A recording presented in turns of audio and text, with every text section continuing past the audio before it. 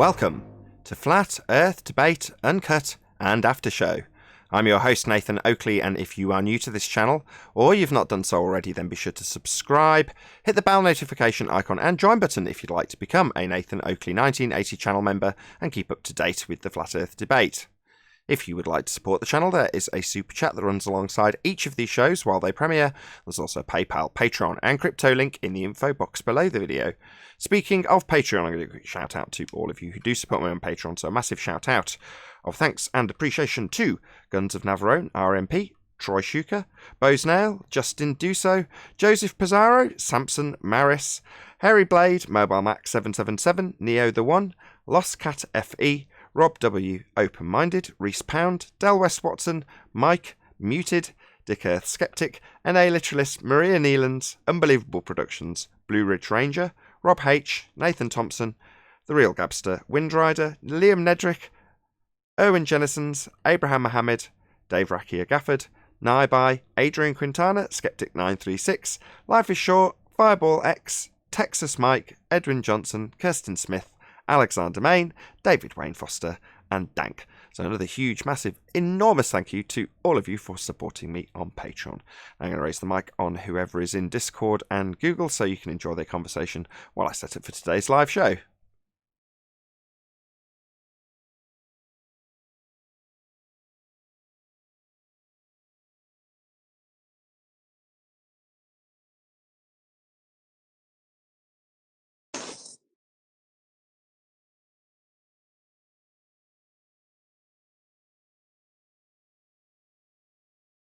Morning. Good morning. How's your finger? It's more my nose. I've got a massive scab on it. Right. I did see the scratch on your nose too. Yeah. So did you have a chance to watch Brian's debate with Whitsitt? I did.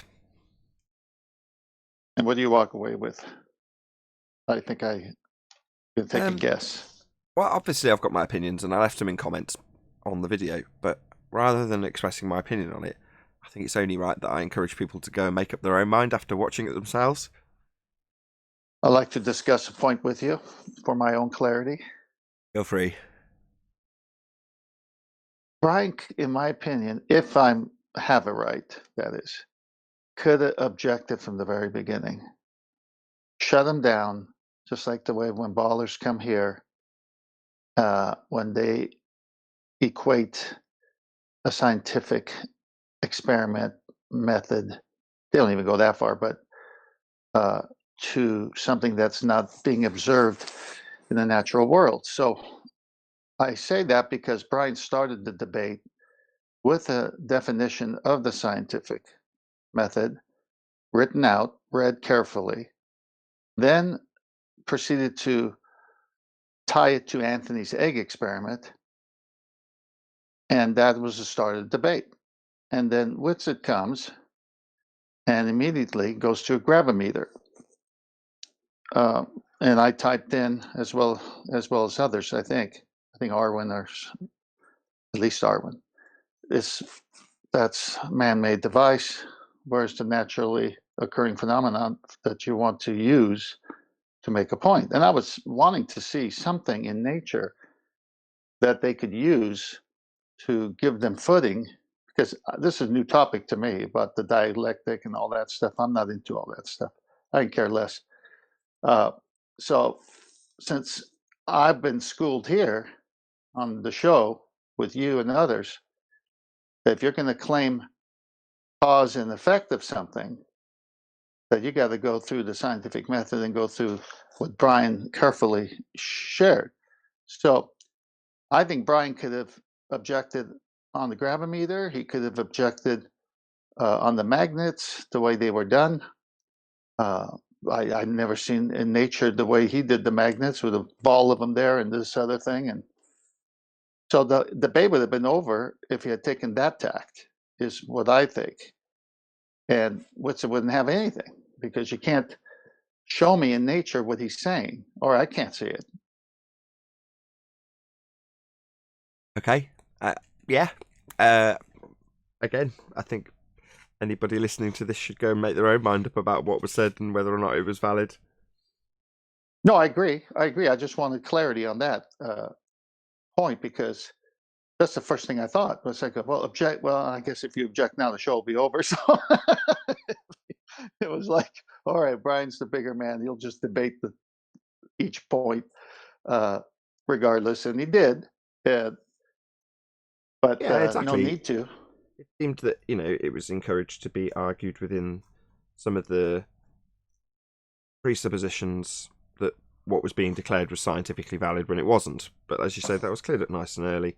And, Brian still demonstrated an adequate knowledge of what gravimeters were, how they were calibrated, and, still took it apart within the rhetoric and explained how the gravimeters weren't necessarily giving them what they thought. But ultimately, when it got to, gas and its behaviour, I think he did exceptionally well. I had the same conversation with Anthony when he was talking about how clouds are formed. And while he was saying it, I was thinking, yeah, it's just the other end of the scale, right? It's the other end. It's a different corner of a phase change. When I describe that triangle with, you've got your three angles, but each of those angles is a phase change. And within that circle, you've got obviously it changing from one point to the other. Well, yeah, you can have various different things happening, but the bottom line is gas, just gas, not gas undergoing a phase change from liquid, expands in all directions to fill the availability of volume it has to fill. Now, if you want to say, well, I can manipulate that if I have it undergo a phase change and then put it through a magnetic field, it's like, okay, but you'd have to, as Brian pointed out, show that with just gas. Now, right. Brian said, well, oxygen's invisible. It's like, well, okay, well, what about bromine? We've had examples with bromine, right? Mm-hmm. So I'm sure if that was the case, you could show it or demonstrate it with a gas that you could see. And then Bob's your uncle, you've got a demonstration of gas going down, go boom, boom. But that's essentially what they're resting their argument on, because at various different points, he had to assert that, as it accelerates downwards, this is what's affecting it. And it's like, okay, but that operates on the assumption that all matter in their vernacular is going to go down, and it doesn't. So that's kind of the end of the argument for me. It's like, gas doesn't behave that way. It's got all vectors, and if it had a down, the collisions wouldn't be elastic anymore. They'd have a downward vector, a predominant downward vector, and they don't. The collisions are elastic. It does expand freely and randomly in all directions at high speed, not down. So it's akin to Thunderfoot's claim with their gravity. It doesn't have any better footing for asserting that there's a universal downward force when there isn't. Gas debunks that. I left a remark when that came up, and I said, this is like the bouncy argument or something to that effect on the chat. So I left the same comment. I said, this is like Thunderfoot trying to assert the gas goes down, go boom, boom. Doesn't. Well, I don't know if you want to get into it, but Bob jumped in chat, Goldbusters, and it was interesting. I don't think he understands the scientific method to this date, because he said he played dumb to what I was saying and others about occurring in nature and demonstrated naturally, and he just played it dumb, like he didn't know what I was referring to. A slight add-on towards the end as well. So it was like, come on, Bob, we went through this. You know what I'm saying? Witsit needs to show something happening naturally, not a gravimeter. But he played it dumb. And then they had a after show on Witsit's channel that I was alerted to, and so I went. I can't even listen to it all, but again, he's playing it dumb there. Like, hey, what was that 10th man? I don't understand what he was talking about. He knows what I was talking about. You can't have it both ways. You can't not know and know what you're talking about. You can't have it both ways. Anyway, I'm just pleased that everyone's interacting and playing nicely to a certain degree. I heard Arwin this morning moaning about it, and perfectly honest, I didn't necessarily share his opinion, and I did tell him that. But by the same token, he was like complaining from a moderator's point of view, and I'm like, well, you're one of my mods, and I trust your judgment. That said, he did time out Bob Nodell, or even ban him, but at the time I didn't know if it was a real or a sock account. So therefore, you don't know if it's justified because he's intentionally trying to trigger him, or he's actually triggered him because it's Bob and he's got a different opinion. Well, he just dropped me a line on Skype, and I asked him, "Was that you in chat?" Yes, it was me in chat.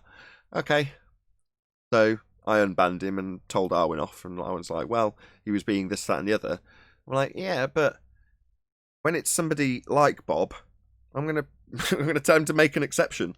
You know, these people are disagreeable with us on certain topics, and that sort of disagreement, we let a lot worse go. Right? We let a lot worse go in the chat. Why did he ban him? Don't know.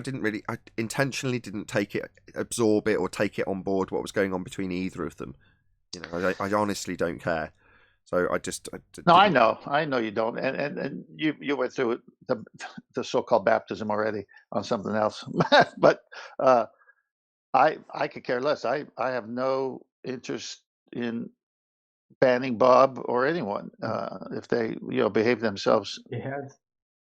So I don't know why it has to be this way. I left a comment at the end of the debate. Good job, Austin and Brian, and I think I left a thumbs up image as well. I enjoyed it. I was debating myself, listening and honing my skills. Just whenever Brian said something or Austin said something, and QE did a great job of moderating, and so I gave it thumbs up and said, well done, and left it at that. I don't need the drama. Don't care for the drama. I said, "Die in hell, Witsit, you fundy scum. You're no better than a Glober." No, I didn't really. Yeah, he's a good guy. I'm not worried about Witsit. Go on, Ryan. It's okay. It's okay to have that. Just 1 sec. Tense. Go on, Brian. Ryan, sorry. Oh no, I was just gonna say I think the reason Arwen was a little miffed off at Bob was early in the morning in Arwen's show. Bob had made a pretty nasty little comment or something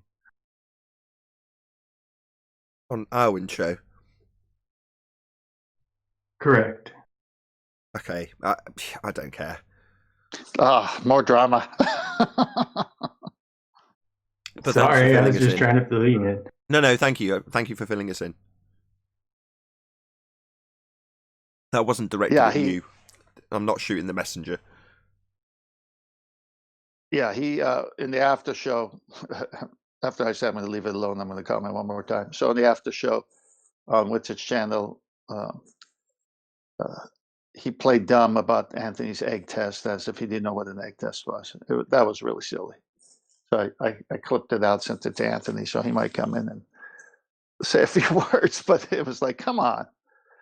Just talk about it the right way. Don't say, some egg. Okay, well, I would say the same about mage. I don't know what mage is. I've not looked into it. I mean, I've got a vague idea because people mention it.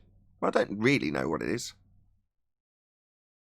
Yeah, but everyone who has a YouTube channel or went to school, in America at least, has seen the famous egg test in water. I mean, I'm a foreigner that missed the early grades here in America, and I'd seen it. I mean, come on, Bob.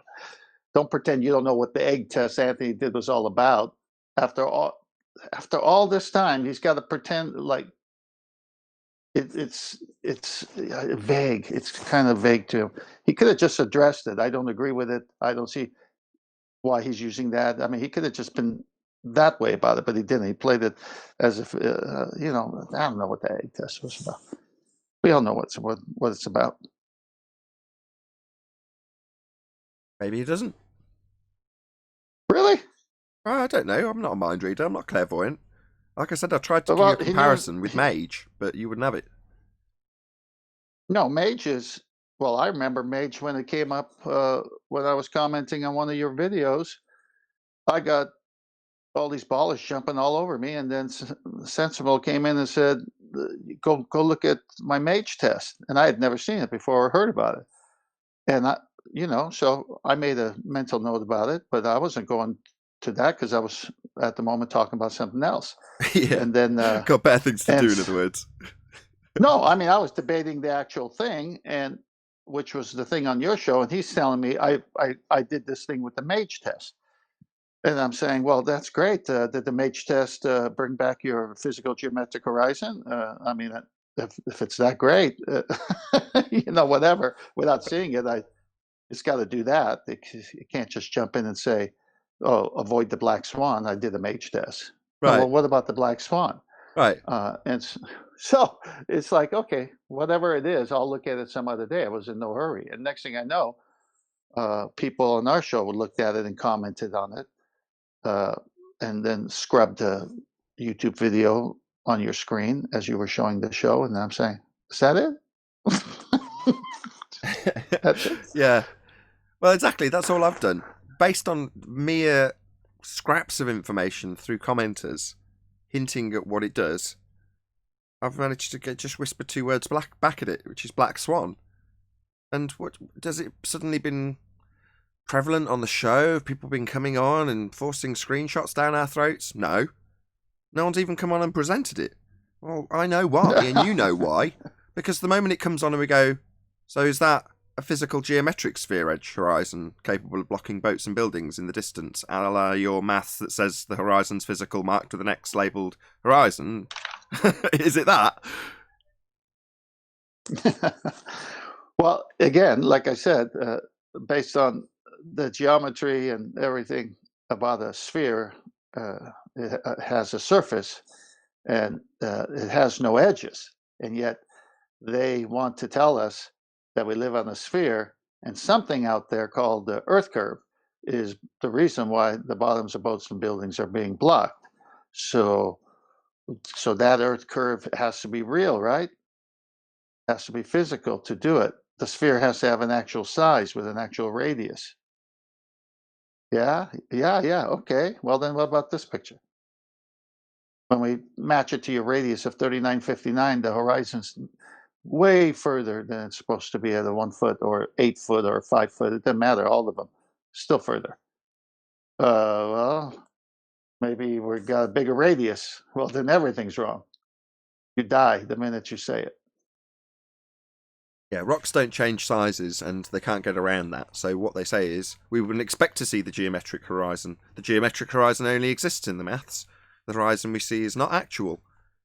Well, if the horizon that we see is refracted, apparent, all the things that it is, then it's not physical, it's not an Earth curve edge, it's not blocking boats and buildings, it's not capable of being measured, it's not capable of deriving an R value. To move the horizon with the R value, you can't measure anymore, because the light to it is bent, according to them, refracted.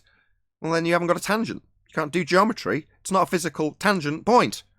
A game over, globe. No geometry is capable of getting around this little problem, because we don't have a physical geometric sphere edge for a horizon. If we did, it wouldn't be a bother.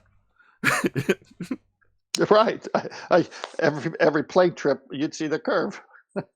Yeah, you'd have a physical Earth curve obstruction horizon. And possibly another one that was based on weather and the diffraction limit. You might have 2 of them.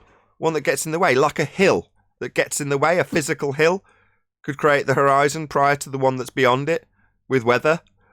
Well, yeah, that's what you'd have with the form of Earth curve based on your altitude. But you'd still have the diffraction limit. You'd still have the weather conditions. You'd still have that point in the distance. And the hill with its curve that got ever more curvy as you raised in altitude would be really obvious. You'd really notice it. But we don't. They just justify why it looks so flat, right? Yeah. And the audacity to come on after all the statements prior and say we wouldn't expect to see it is laughable at their pseudoscience. They're just basically admitting they're making this stuff up. It's all reified. It's not real. We wouldn't expect to Jedi see mind it. Trick. Yeah, here it is in the maths, specifically marked with an X, and the very specific thing we're claiming proves it's real by way of its physicality blocking stuff in the distance and how much we can measure it blocking it by feet and inches values that don't change with distance. Hey, Neil.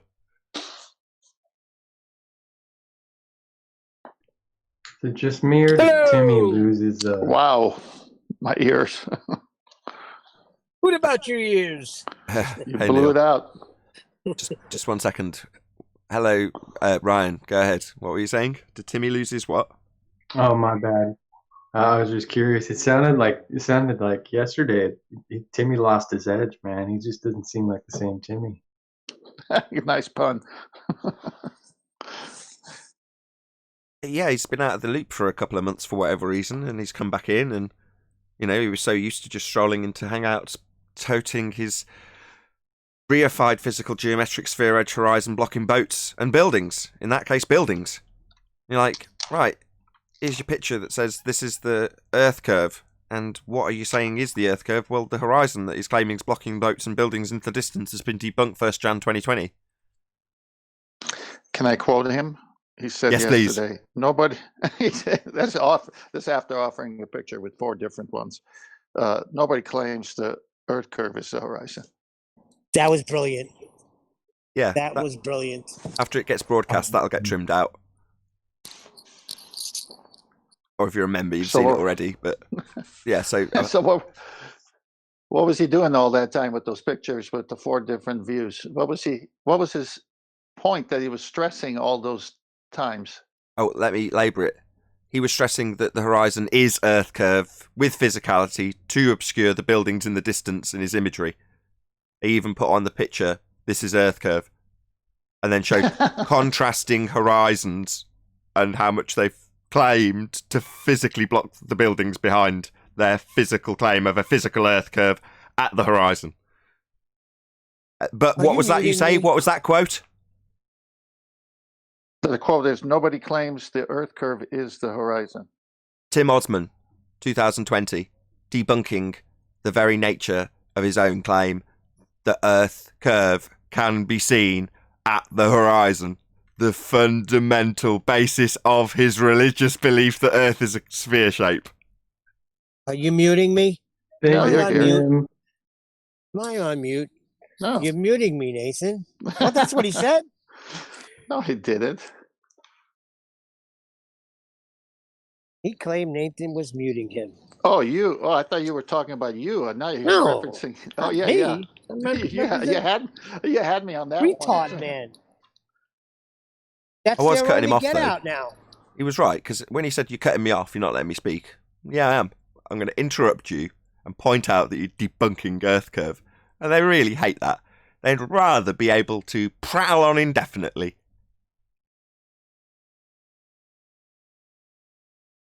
I don't like when they chant. I would like it to come to a fast end.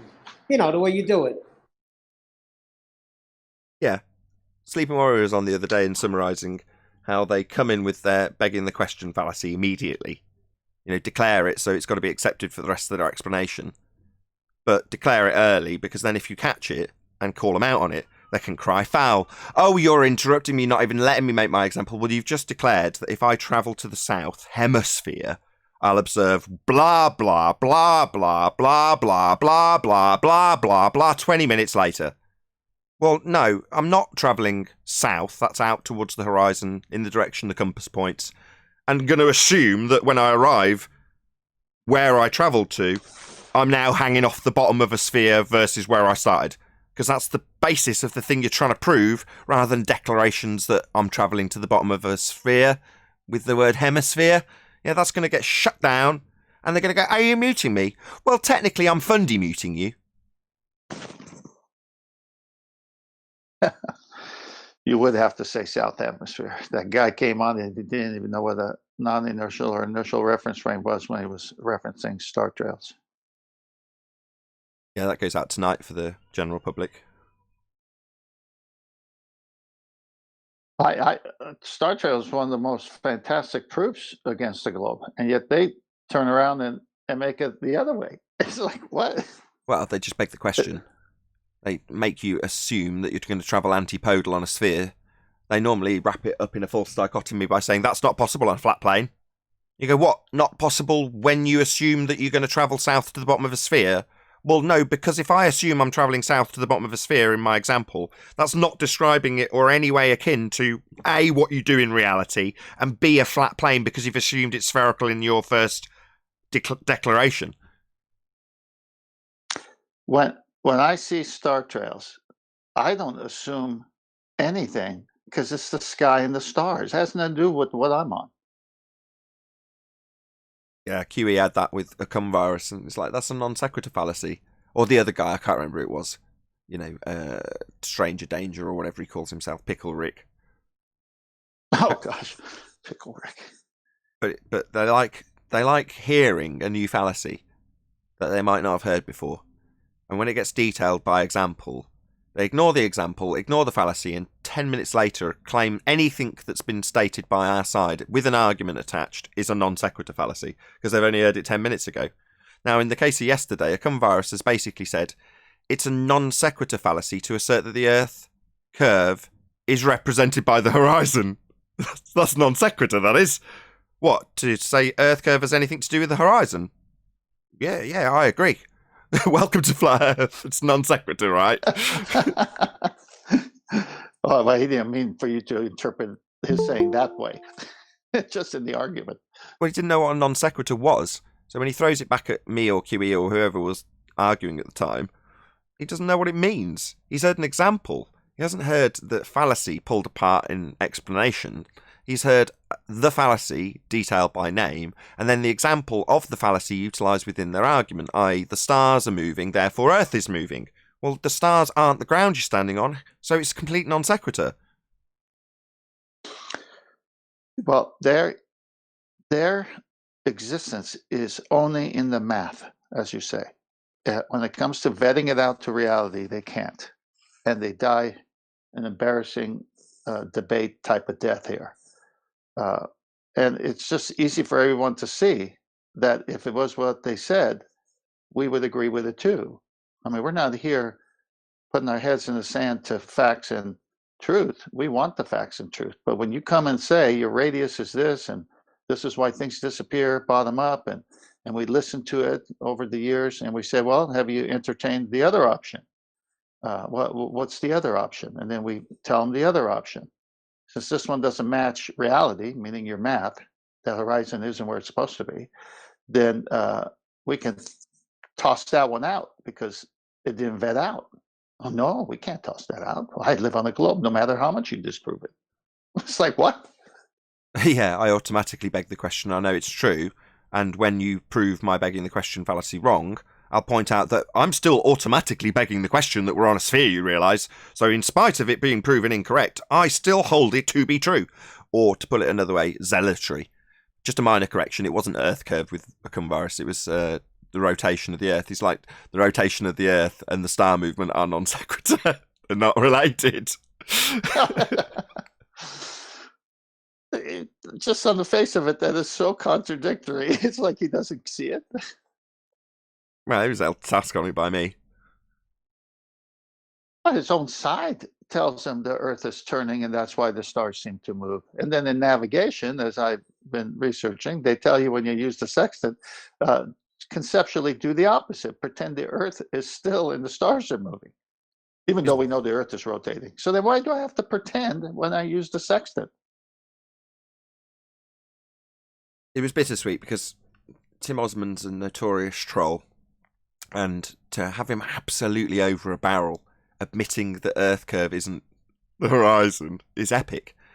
And he's an ex-gamer, so for me to start talking about teabagging him is appropriate. You can mentally associate that with being in a video game and what happens when you get killed or die in a video game. Well, he can associate that to it as kind of small chunk of the audience. Well, after the fact, the guy who was very Christian, not that I've got an issue with that, obviously, was very critical of me being crude and lewd. And I'm like, well, okay, I am crude. Now, no one likes a mirror held up to them, right? And I'm no different. So when someone's like, well, you're rude, it's like, yeah, well, that's because I don't really have a fake persona here. I'm just being me, and I am pretty vulgar. I am a bit pervy, and I'm more than happy to admit it. By the same token, it's like, yeah, I've had it criticised so many times, and you kind of think, well, I'd love to be able to change my personality and be a bit less vulgar. But can leopards change their spots? I could fake it and pretend I'm... Well, I could pretend I'm not pervy, but I'd still be the same guy, right? Just bottling up something that's really there.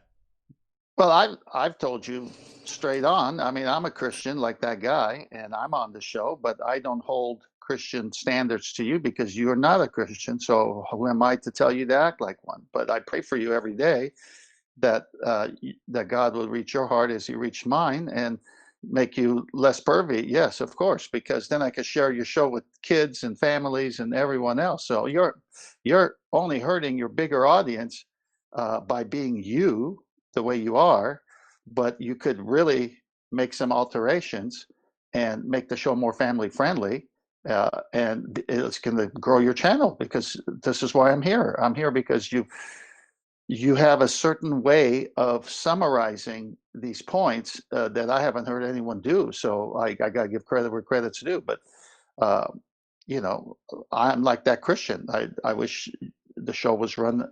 But again, it's not my show. It's your show. And you're going to stand before God, not me. But I got your back, and I pray for you. And I'll let God do the work in your heart. Me too. Okay. You sound like my family. Well, we love you. Oh God, I didn't mean that in a positive way. And I don't not love my family. That's not what I mean either. What I mean by that is lots of my family have a Christian, you know, they're Christians, so they'll say very, very similar things. Now, I'm not knocking that. I'm very pleased. Thank you very much. I appreciate it and all that. Yeah, but you heard what I said last. I take on board what you're saying, and you know, I know. I just don't want to be a liar. Opposition. I don't want to say I'll try harder. I'll try and make it more family orientated. And someone listens to that and goes, "Oh, okay, I'll share it." And then they listen for 20 minutes when I'm trying, and then at 40 minutes into the show, you know what I mean? No, I'm not talking about that. I'm saying we love you, Nathan. That's why we're here. You're my friend, whether you become a Christian or not.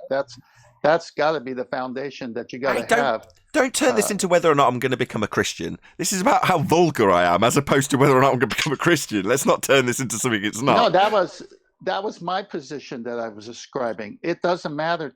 Well, I mean, deep inside it does, but that's not where I'm coming with my statement. I'm going to be your friend regardless, is what I'm saying. Nathan, it's not bad to have people care for your soul, Nathan. I don't think it is. I just don't want it to be that when I'm talking about the vulgarity, my specific vulgarity. Now, as much as I say I don't like holding a mirror held up to me, it's not a shock. In other words, I know what's in that mirror. You know what I mean? I shouldn't laugh at that, really. But most people don't know they're monsters, right? Do you know when I qualify people having skeletons in the closet and then realising there's a God and that there might be? I say might because I don't know what the afterlife brings. Yes, I like that analogy you use, but the Bible says that there's none good, no, not one. So everybody has these skeletons. Agreed. But if you change the analogy slightly from skeletons to the monster in the mirror, well, most people cannot identify that monster, and if it's ever even glanced at, it terrifies them. Well, me, I'm not like that. I know what's in the mirror. I've looked long and hard of it, often with shame, you know, but I know what's in that mirror. So when someone like that guy holds it up to me, I'm like, you know, it's like the bee sting. You get stung once, it's horrendous, and then if you're a beekeeper, by about the millionth sting, you just bat it off, right? Well, it's a bit like that. It's still a sting, though, isn't it? So, you know, you don't want to hear it, but by the same token, if the guy didn't say it, I'd be hypocritical, because only a week ago I was saying, right, Flatsoid put up a video where he's critiquing Craig for whatever reason, but by coincidence, Craig's critiquing me for my fuzzy camera. I'm like, useful criticism. Well, he's no different, right? The Christian guy yesterday, no different. Totally valid criticism. I want to up my game. He's saying, this puts me off. Well, that is more impactful. Yeah, the monster in the mirror is pretty horrendous. And I'm more than happy to disclaim it and go, yeah, I know, I'm vulgar. Yeah, okay, I get it. But, you know, I'm reiterating it and labouring it because I want him and anyone watching to understand that while I do take it on board, the sting has left a little bit of venom in my bloodstream. I don't want to fail the people who would have higher expectations if I say, okay, I really am going to make an effort to be less vulgar, because I tell myself that on a regular basis. I'm not joking. Please don't swear. I say it to myself as much as the audience every time I do the intro. Well, no one's going to ever challenge your honesty, Nathan. I'm chanting it in the intro. Please do not swear. Let's get the show going.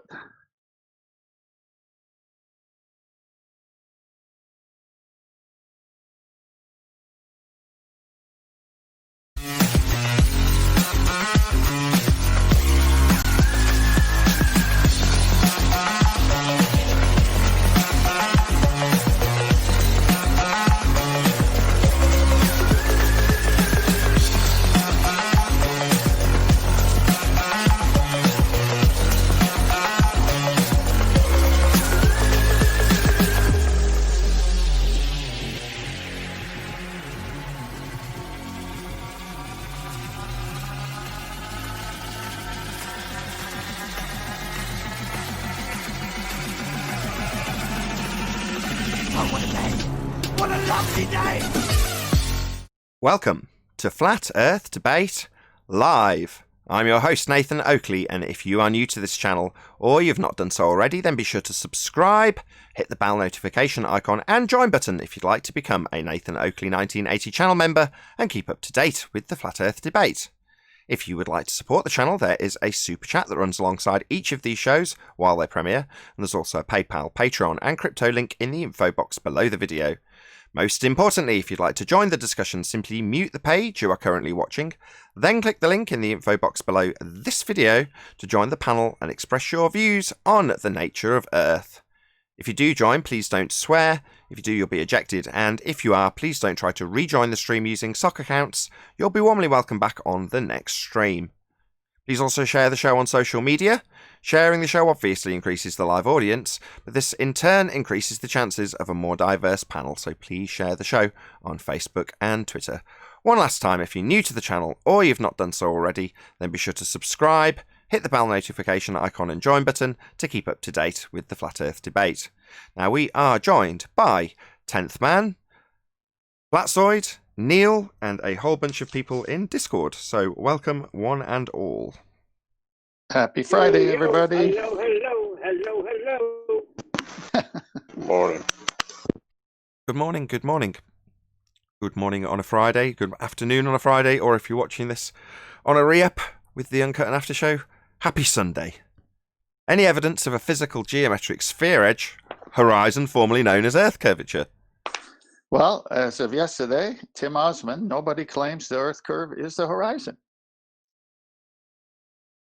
Yeah, most of the Western world claim it's the horizon, but obviously given that Tim is slowly starting to appreciate the gravitas of the black swan, Modus Toland's argument, debunking the physical nature of a horizon reified into an edge of a sphere that can block boats and buildings. Yeah, once you appreciate the magnitude of that black swan, you would declare that nobody's claiming Earth curves the horizon, whilst literally presenting a picture with comparisons of horizons that are claimed to be blocking boats and buildings. Amazing. Wonderful. Indeed. That'll definitely get trimmed out.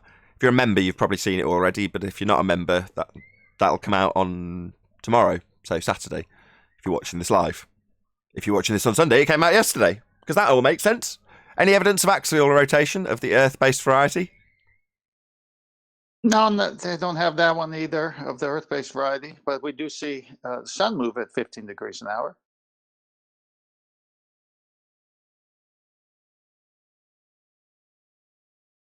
No further comment on axial rotation? Everyone's off mute in Discord. Any evidence of the distance to the sun?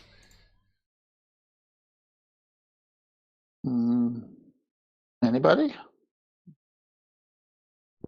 What is the sun? I don't know. Good question.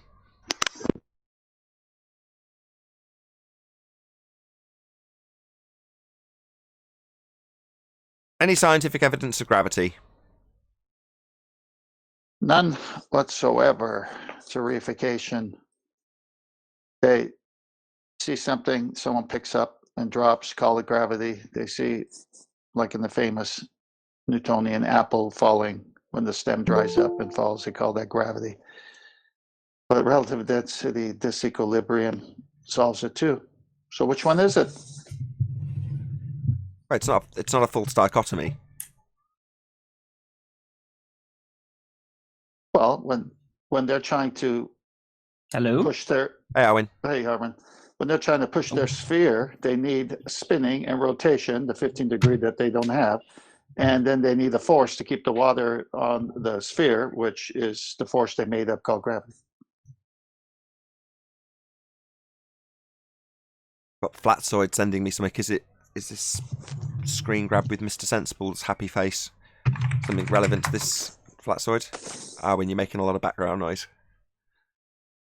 You there, Flatzoid?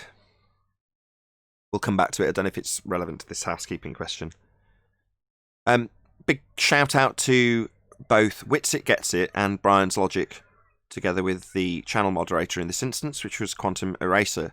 So be here or be sphere and check out Quantum Eraser hosting Brian's Logic versus Witsit Gets It in their discussion about what we're going to call a claim of bias in a downward direction on Witsit's side. I don't know which was being punted as the positive assertion, but that's the way I read it.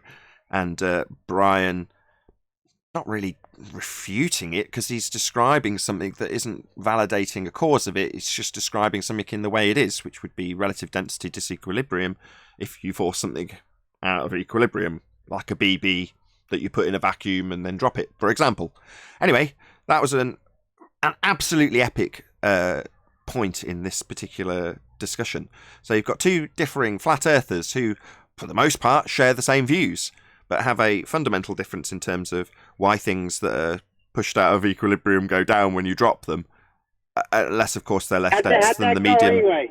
Unless, of course, they're less dense than the medium, in which case they'd go up like gas. Right. I have some comment How'd about that go, that. Quick. Hold on. I was there. Hold on, I was Owen. there. Hold on, Owen. I think Neil was trying to get a word in before, and then you can go after Neil if that's okay. I was just asking how it went. How did that go? I missed it. It went very well. It was, for the most part, very cordial, but Arwin had some issues in the chat which I didn't look at. Go ahead, Arwin. Yeah, I'm not going to mention about the chat, but what I did very well notice is that, and I was kind of disappointed about QE on that part, that Witsit Gets It asserted that magnetics has an influence on gases. And that was supposedly demonstrated. Now, that demonstration completely failed to prove that point by it only showing that the actual liquid, as in oxygen in liquid form, was influenced by the magnetics, but that was not the question. So the actual statement that was made is that gases are influenced by magnetics, which physics does not support that statement, and the demonstration did not demonstrate this, yet it was glanced over multiple times after that and just asserted as a fact. Hold on. And I was confused. really disappointed about that. That's pretty much it. Well, I'm confused. QE playing favorites? Hold on. I'm a bit confused. I'm not, because I heard your show today. So I know where this is going. But you're saying that was an issue for QE? Why would you assert that that's QE's problem when he was the moderator of a formal debate?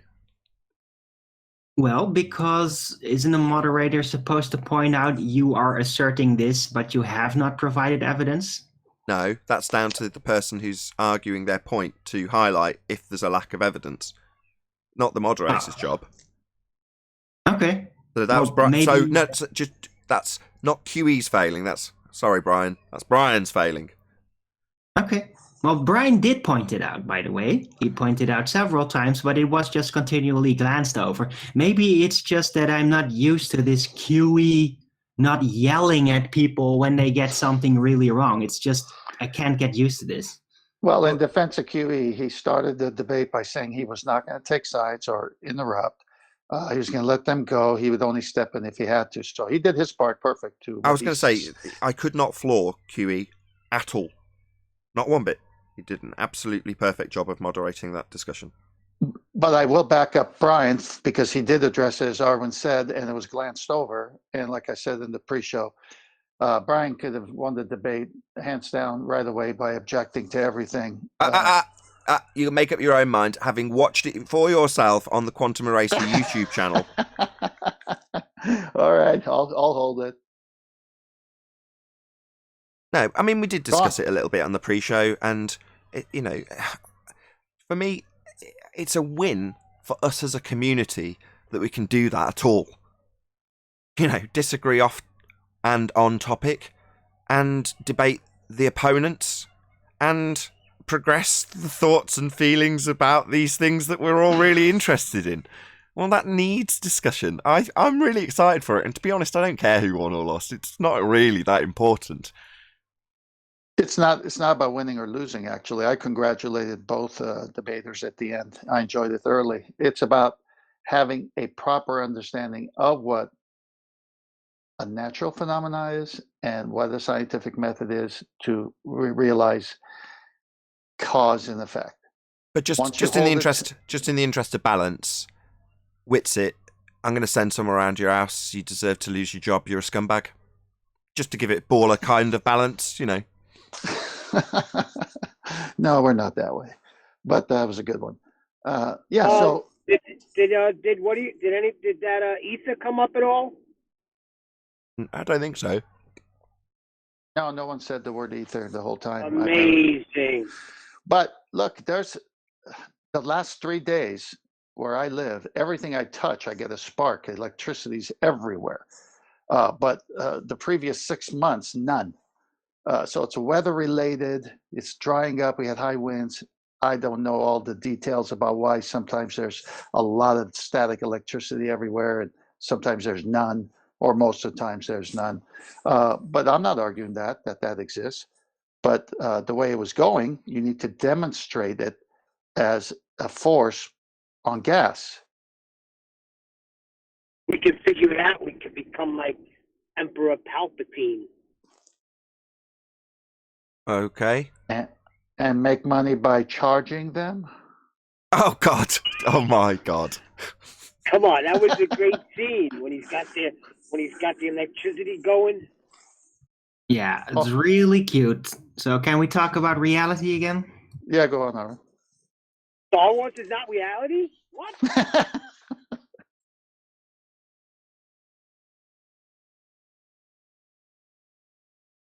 Let's expand the net then. Any single viable hypothesis from any of the fields of astronomy, cosmology, or astrophysics?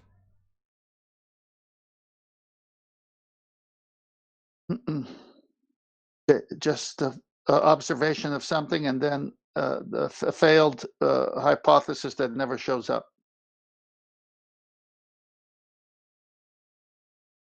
Very quiet in Discord. Anybody got wind of any claim to be science?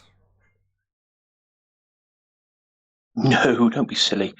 Really? There was some yesterday. We just discussed it. Hint, hint. No one going to twig on that? Okay, well, yesterday's show, the flaw that I found was that science was being asserted based on natural phenomena that didn't exist. So, no, and nobody...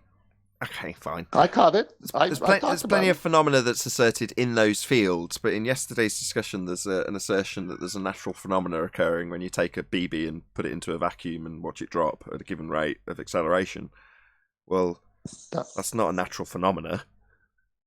I posted that in chat. That was the first thing I picked up.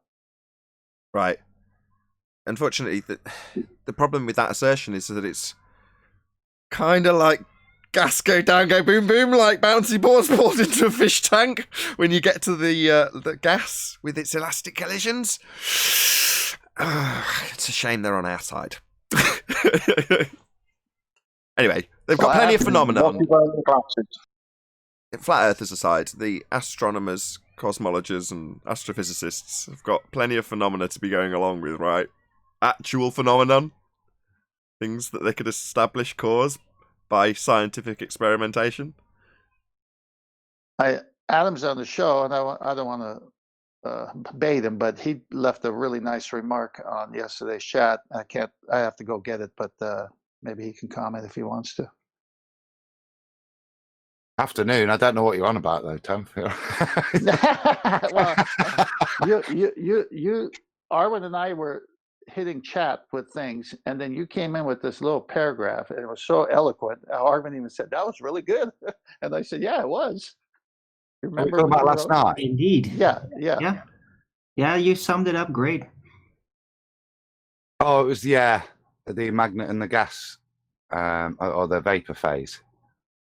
Yeah, I thought I was just trying to summarize what Brian I thought did an amazing job last night. His knowledge was absolutely outstanding.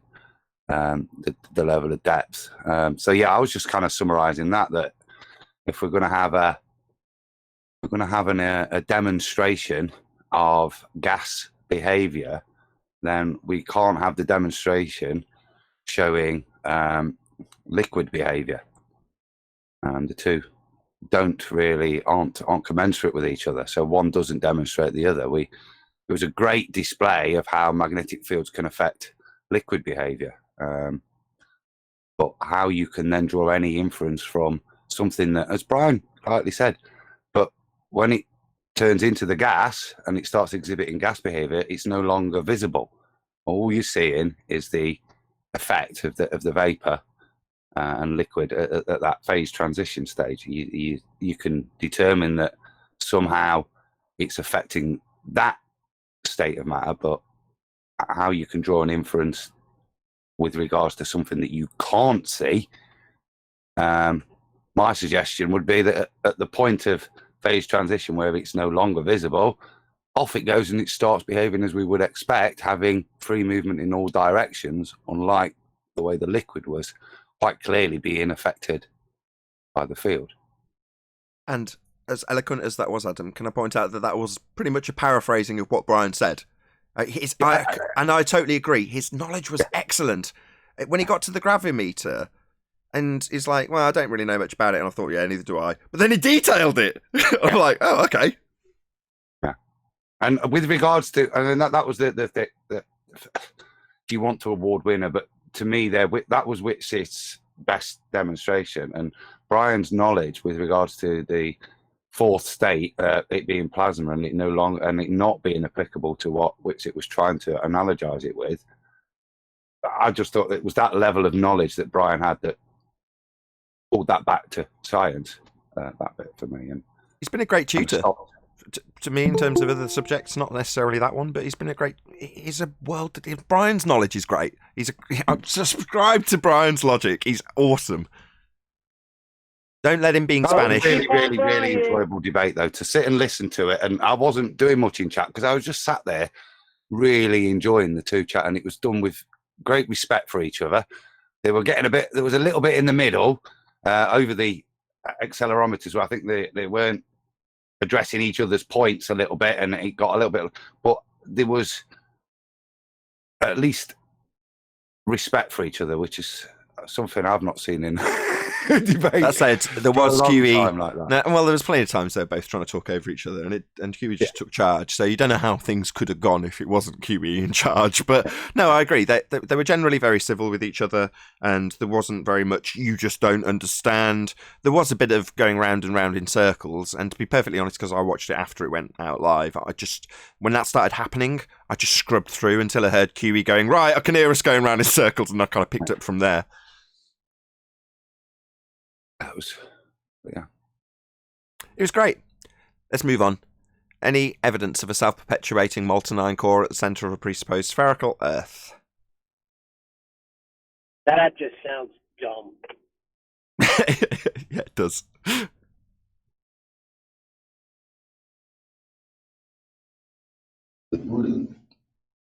No, there's not any evidence of that. Hey, Elijah, by the way. Any ballers in chat? We're not going to grill you or demand evidence, but just because it's a Friday and why not? Any feelings about your position on the molten iron core? Do you hate the fact that it's claimed? Nathan hasn't cut his hand, so he's calm today. It's safe to come in. No, I have cut my hand. I can just see it now because it hasn't got plaster on, and I can also see where I smacked my nose into something because it's got a great big scab on it. And it hurts. But we've got volcanoes, Nathan. Surely that proves that we've got a molten iron core. No, not even in the heliocentric rhetoric, Darren. No. But is there any ballers in chat that just want to share with us their considerations in regards to the molten iron core? Are there actually any ballers in here? No one willing to say yes, even if there is. Okay, well, no one's willing to step forward and say, yeah, I really like the fact that they claim there's a molten iron core, even though there's no evidence for it. But it is absolutely absurd, given that it has so little evidence to support it. About any other flat earthers that want to express their views on the molten iron core other than Arwin, who thinks it's ludicrous, as do I.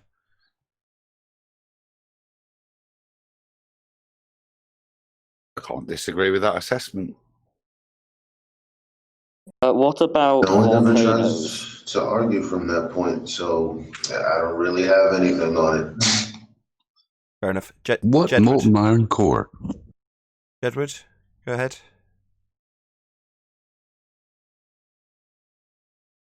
Jedward. Yeah, what about volcanoes? What about them? Well, where does the lava come from? I don't know. Not the molten iron Not from core. a molten iron core, Right, is it? it is from the molten iron core, though, isn't it? Is it? Says who? Well, yeah, because scientists have proved it. Hold up. So hot rock comes out of a molten iron core. How does that happen?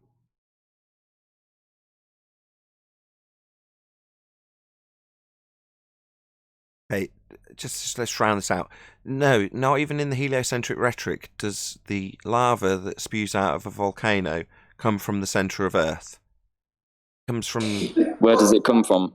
According to their rhetoric, it comes from tectonic activity at the Ring of Fire because of the plates rubbing together. Where's the Ring of Fire? Just look it up on a map. Just Google search Ring of Fire.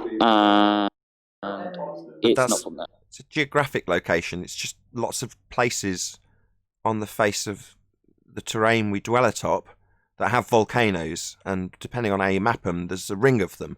But the point is that they're located, according to them, on these boundaries, these plates, where they meet.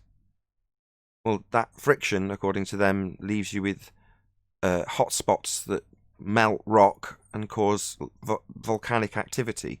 But it's sod all to do with the molten iron core, even in heliocentric rhetoric. Now that I don't claim that. For anybody like Simon Dan who wants to come along and debunk my claim that we have this volcanic... No, I don't claim that. That's just the bullshit they tell us. Okay? Just for clarity. So even in the heliocentric model, the point I'm making is no, volcanoes have nothing to do with the molten iron core at all. Well, what I'm going to do is I'm going to have a look at what you said, and then I'll base my opinion off of that. All right. Thanks for that. As opposed to your opinion that they were coming from the molten iron core, which was based on scientists saying it. Can you cite that? Because I'd like to assess that, which you're already basing your opinion on. Can you cite the scientists that say volcanoes come from a molten iron core, please, given that that's what you've claimed?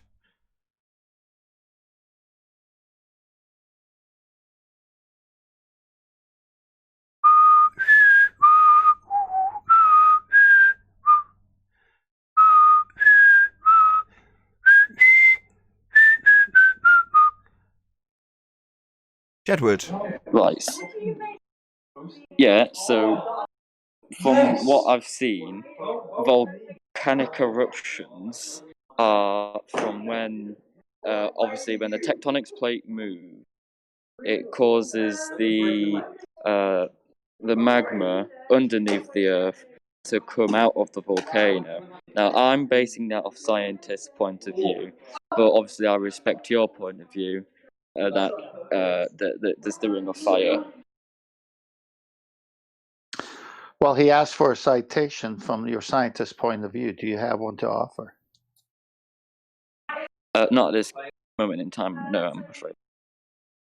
Okay. Well, not really. So where did you get that idea from? So did you just make that up then? Well, I've always known it from school. No, I don't need you to tell me what you know. We asked you to cite it. Well, no, I'm like I'm saying, I got my knowledge from school. From school? Oh yeah, when I was at school a long time ago. That's what we learned about. Okay. How long ago was it? Quick question, Nathan, just for the chat. Obviously, the molten iron core is at the centre of this supposed ball, which has got an R value of 3,000 odd miles. So, how deep do you think magma chambers are? Are they closer to the surface or closer to this molten iron core? Well, it's kind of in the middle. No, not in the It's about halfway. Your magma chambers are about 10 to 20 kilometers deep, obviously deeper than we've been still, but they're put at that range. So very, very close to the surface. It's surface activity in their model. And as Nathan described to you, tectonic plate movement that generates the energy to energize the magma and create volcanoes. Okay, yeah? so but this is happening below at a below depth the below the of round crust. about 10 kilometers. So think about that, and then think about where your molten iron core is, and the 2,500-3,000 mile difference between where your molten iron core is and where your magma reserves are that would then create volcanoes. Well, below the crust of the Earth is obviously the mantle, and then below that mantle, so the mantle is just the rock that the Earth, the crust sits on, and then below the mantle is the molten outer core. Now that's where the magma sits, and that's where, if there was to be an earthquake, that it would erupt. And then below the molten core is the solid inner core, which is kind of like the center of the Earth. Now, this is what I have been taught and brought up to learn, but obviously, I respect what you believe in, and so I'm just gonna listen to what you. This isn't. We're not citing what we believe in. We're citing what the mainstream heliocentric rhetoric is. That's where I think our disagreement with you is. You're painting a model that's neither an alternative flat earthers or the mainstream science view. You seem to be citing what you remember from school, not maybe what you was even taught at school, but how you remember it.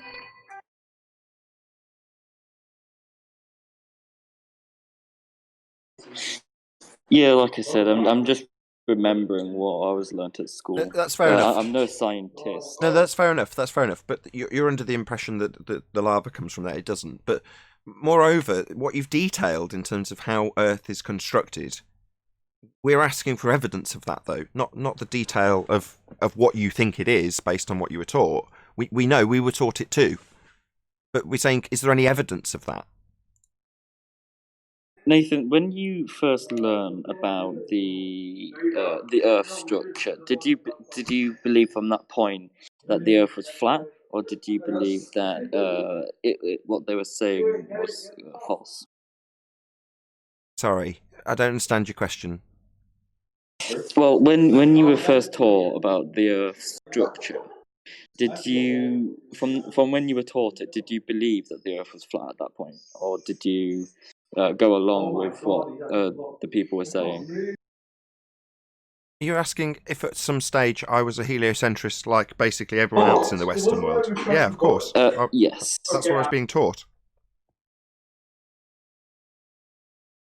Okay, but that doesn't change my question, which you've avoided by a segue. So the core and the mantle and all of those layers that you described down to what they say is a solid core inside the molten iron core, right? That's what you've just described.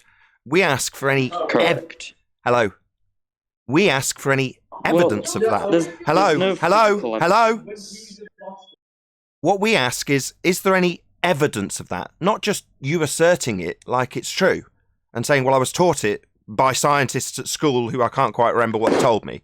So, yeah, okay, so obviously there is no physical evidence of what's inside the Earth because we don't have the resources, neither the equipment. I'm just basing what I'm saying off scientists. But my question is to you, do you have any physical evidence that what you're saying is true? Which is what? What am I saying about lava or molten iron cores? I don't. I'm not making... Mate, you're going to struggle if every time I talk, you immediately start talking through me. Just stop talking when you've asked a question. Right? The problem is that I'm not making a claim. And initially, you were under the impression that I was describing how the molten iron core works. And this is, it seems, a problem with globers. They don't understand what the globe actually claims. Now, I'm not moaning at you. It's just you're no different to anybody. And based on your perception of what you were told at school and your belief that science has proved this, you keep reasserting that scientists have proven this because you misremembered something at school. Well, no, there isn't any science for it. And if you say there's no physical evidence of it, how can you be asserting that scientists say it? Well, I don't care. Science is a method as opposed to a man saying something. The point is, we're asking for evidence of it, and you're saying what have you got for what you believe? But in this regard, specifically the molten iron core, I'm not making any claim about it to express a belief to justify. But you do believe there's a molten iron core, so much so that you're telling us about mantles and solid centers, and right? So you do believe this in spite of there being no physical evidence. But in pointing that out, you just want to move on to what I believe immediately. Your belief, molten iron core, mate. Right. Well, okay. There's no evidence that what I've described is true. I am basing it off scientists, like I said. Which scientists? Okay, again, thank you. You don't need it repeating for a fifth time. So if you're going to repeat it for a fifth time, I need you to actually give us the scientists. Hello, I run the show, Jedward. Jedward, I'm in charge, not you. So when I talk and interrupt you, you're going to tolerate it or get lost. That's the way it works here. So when you repeat for the fifth time that scientists say, I want to know which ones with citation. Because at the moment, with your mic wide open and your background noise interrupting me, mute, mate, mute. Thank you. Sorry about that. That's all right. Just do it in a pub or what? And you, Neil. With your declaration for the fifth time that scientists have said this, which is what you base your belief on, I need to see what they've said. Now, if you can't, then they haven't. You've just made it up, and it's annoying because you keep reasserting it and not backing it. That's frustrating, especially after you declare boldly, no physical evidence of it, but scientists say. Well, okay, let's see it. Let's see what the scientists have said. Okay, well, I can't refer what I said to any scientists.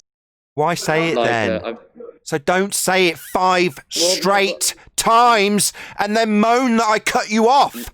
Do you understand that? How annoying it is. Stop talking. Fair enough, Nathan. I'm telling you off politely. I'm trying to keep calm. Right, while you talk through me. Now, I've interrupted you because you've done it 5 times. Now you finally conceded, yeah, I can't back this crap I'm making up. Yeah, well, that's why you got cut off and then started bleating about the host of a show correcting you on your stuff you made up and reiterated 5 times. Irritating. Just accept you've got a religious belief in something with no physical evidence. I don't care about your belief in the scientists saying it either, because you've got nothing to back that. So it's just a fundy religious belief based on no physical evidence.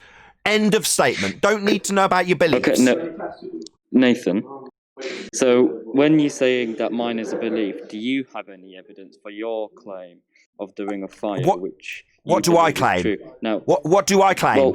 Well, before you claimed that when a volcano erupts, it comes from the Ring of Fire or something. No, you didn't listen. I made it explicitly clear that I am detailing that even in the heliocentric rhetoric, they don't claim it comes from the core. In the heliocentric rhetoric, not my claim. Why can't you listen? Okay, well, I don't think this conversation is gonna develop anymore, so I'm just gonna mute and I'll let you carry on with the show. Thank you for your participation. Trying to be nice, right? But we are trying to explain to you, and in this case, generally speaking, the audience, that we haven't got any claims about things like molten iron cores or Coriolis deviation or Earth curve horizons. When we detail them, we're detailing the rhetoric that the Western world adheres to so we can annihilate it. For example, having discussed what you thought, incorrectly, was my claim about the Ring of Fire, even though I peppered it with on maps and in the heliocentric model and not my claim, even though all those things were said, you still thought it was my claim that needed attacking.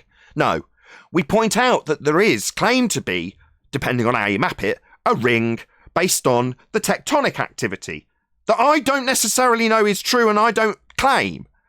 But we don't have any evidence beyond about 12 kilometres dug. So none of what they claim has any physical evidence in terms of the physical nature of what we stand on beyond 12k with an 8-inch diameter. That's how much we know. 8-inch diameter, 12k deep. That's it. That's what we know. Based on that, we can declare that we've got rings of fire and tectonic activity and solid cores that are surrounded by molten cores that are surrounded by solid cores that have got cracks and plates and they're moving. It's all nonsense. No physical evidence for anything. Just fundamentalist religious belief in what? Well, what scientists say. Not science. What men say, who call themselves science when science is a method. That's all that you, on the globe side, have got to back this molten iron claim. And it's utterly preposterous. I'm glad we dragged out the molten iron. Even science debunks the molten iron claim. It's not a phenomena. How are you going to prove the cause of it? What are you going to say? Oh, all right, okay, maybe I'll use volcanoes? Well, then you'll be establishing the cause of why a volcano erupts. Or the eruption itself. That's a phenomena. But is that going to validate a molten iron core scientifically? No, because it's not a phenomena. No, Nathan, my point is you cannot have magnetism if it's past its current point, and that's scientifically proven. With science, it already debunks their model. Yeah, it's in the question. It's self-perpetuating molten iron core, i.e. the inference being you can't have that. You've got to demonstrate that you can have that. Anyway, that comes with the Just So story of how it's just been slowing down over millennia, right? Can I comment on what my take was here in the back and forth? Was exactly when we talk about the they. So at least he was honest enough to say scientists, then word got changed to, I remember in school, and then it came out to where it's like, well, look, I haven't found the citation, but this is what I was taught. So it's happened to all of us. We parrot what we hear from authority figures, and that's what school is designed to do. Is they're authority figures, they indoctrinate, and when you want to know why things work, they only allow you to go a certain amount of hand raisings until they get everybody thinking the same way. So here he is as a young man now, and he can't remember exactly where he's seen the proof, but he's going to parrot it. Indeed. Hey, Chocolate. Good morning, guys. How y'all doing? Very well. Good to have you. Just while you're here on the mic, Chocolate. Thank you very much. Any evidence of the R value? Black Swan. I actually got something for this with Mr. Sensible. Radius value? Oh, no, and then... We're talking about a radius value, right? What is this radius? What is this? What is this radius?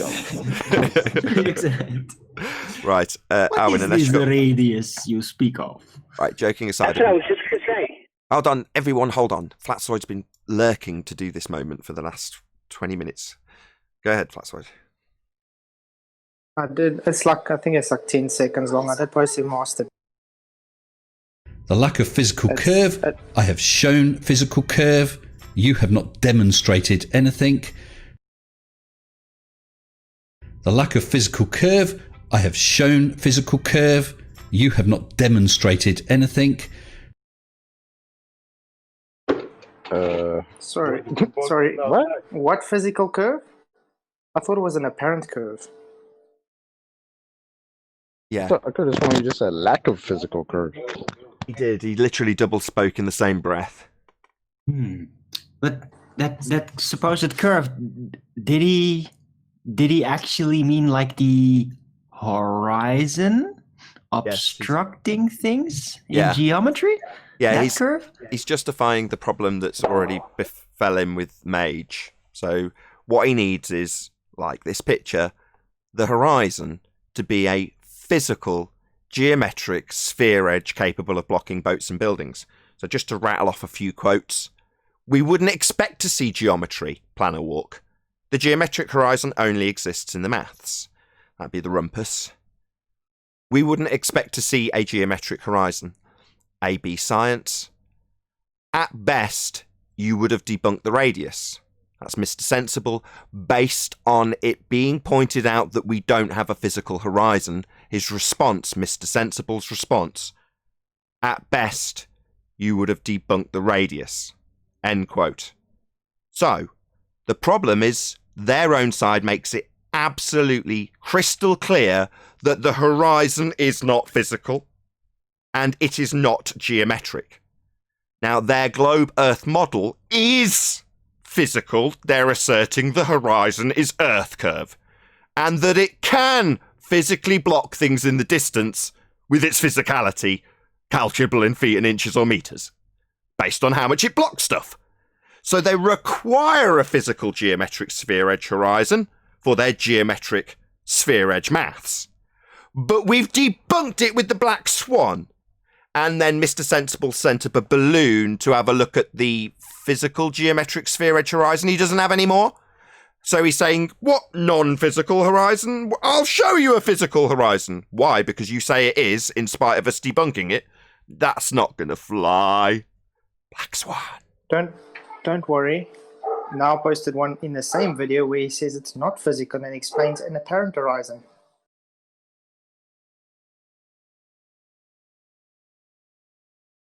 Is your horizon physical? Look, the horizon is not a physical place. You can't walk over to the horizon and stick a flag in it. All the horizon is a point, an apparent point beyond which you can't see. It's as simple as that. If you move forward, the horizon moves forward. Move back, the horizon moves back. Move higher, the horizon moves further away. Move lower, it moves closer towards you. It's not a difficult concept. Oh, so it's not a physical geometric sphere edge horizon capable of blocking boats and buildings marked with an X label horizon in the geometric Earth curve maths that asserts that it is physically blocking boats and buildings. It's an apparent location, a non-physical, non-Earth curve horizon then, Mr. Sensible. Welcome to Flat Earth. We agree. The horizon's an apparent location. Definitely not physical. Definitely not Earth curve. Kudos, you clown. You see why I was laughing? Yeah, it's physical, but it's not physical. I'll show you a physical horizon. 10 minutes later. How can you assert it's physical? It's non-physical. You move, it moves away. You get higher, it moves. Oh, right. Not physical, then. Why would you assert that it's got a physical nature that blocks boats and buildings into the distance as you lower your position for it to obscure them? Like Tim did yesterday when he showed boats and buildings claimed to be obscured by his assertion that the horizon's physically getting in the way with its geometry that's measurable in your Earth curve maths when you mark a horizon with an X and say it's physically got in the way. But no, right, Mr. Sensible's got it. He knows it's not going to be a physically obstructing Earth curve edge. Is your horizon physical? Look, the horizon is not a physical place. You can't walk over to the horizon and stick a flag in it. All the horizon is a point, an apparent point beyond which you can't see. It's as simple as that. Oh, right. An apparent point beyond which you can't see. So can apparent points beyond which you can't see obscure things with physicality? Because that's what your sphere edge does. In your sphere edge maths. And in your sphere edge maths, the horizon's a point. In reality, our horizon is a line that would span an open expanse from left to right or right to left. That's not a point. In your maths, it's a point, though, and it's also physical in your maths, and obscuring things with a feet and inches value you attribute to how much it's blocked stuff in the distance that you don't account for its angular size reduction. But that's a big problem when you need a physical horizon and you're making declarations that you don't have one. We know. Welcome to Flat Earth. That's why Mage isn't capable of declarations that you're looking at how bendy a non-physical location is. So what apparent, appearing but not actually. Well, how is Mage a proof of anything then? If the horizon's merely an apparent location, Mr. Sensible? Maybe that's why you haven't presented it us here. because you know you'd get annihilated within 10 seconds of even opening your mouth, and claiming that you're seeing a non-physical location bend with altitude? Who cares? It's non-physical. It's just apparent, mate. But you'd need it to be physical if it was geometric, like your Earth curve maths asserts. It just isn't, we all know, and you're telling us on your own side. Like you are telling us how non-physical it is in this little clip here. If you move forward, the horizon moves forward, move back. Wow. Profound. Thanks, Flatzoid. He just admit perspective. Yeah, optical effects is what they're going to reach out for, not realising that geometry doesn't include that. In fact, it hijacks it. That's something else Flatzoid's been pointing out recently. As soon as they get annihilated on the fact that we don't have physical geometry, which is what their Earth curve assumption comes with, they immediately go to optics. It's like, your geometry doesn't include that, though. If it did, you'd have angular sizes changing with distance, whereas you ask us why there's 5 feet missing off a building, when 5 feet could be massively varied if you gave it in an angular size that changed with distance. But a 5-foot obstruction is going to be 5 foot if it's 1,000,000 miles away. The foot value, or meters value, doesn't change with distance. And the effect of things getting too small to see, completely ignored in geometry, is suddenly the defence. No, it's actually our argument on the flat Earth side. And that's why we welcome you to flat Earth when you're describing optical effects, because you don't have any in geometry. It's geometric.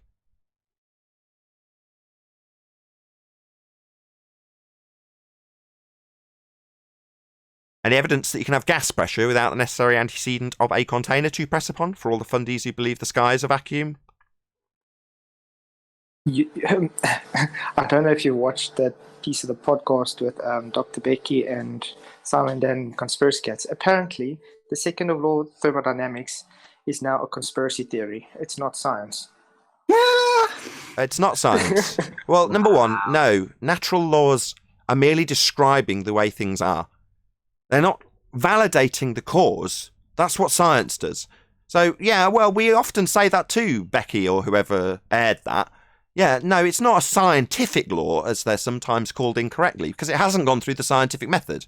It's not science. It's just a description. But that description holds true always, without exception. And if you're going to say the second law of thermodynamics, because of its lack of scientific empiricism, it's not asserting the cause. Why does hot always flow to cold? We'll never know. But it does, and the description of it doing it is entropy. The second law of thermodynamics, applicable always. Hence, it's a natural law, a law of nature. Inviolable. That description is always true. If it wasn't, it wouldn't be a law. But the law doesn't explain the cause. That's the domain of science. So if the fundies incorrectly attributed it as a scientific law, they're just incorrect in their vernacular, not understanding what science actually does. I would assume that would be Becky, who definitely hasn't got the vaguest clue what science is, given that she's a pseudoscientist who types away emails and looks at iTunes. Maybe downloads an app and claims science because she's done it on a computer.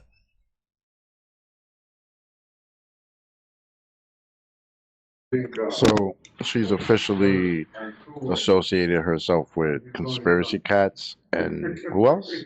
Simon Dan? The Outbreak Monkey. Yeah. No, you see, they think thermodynamics is now a conspiracy theory.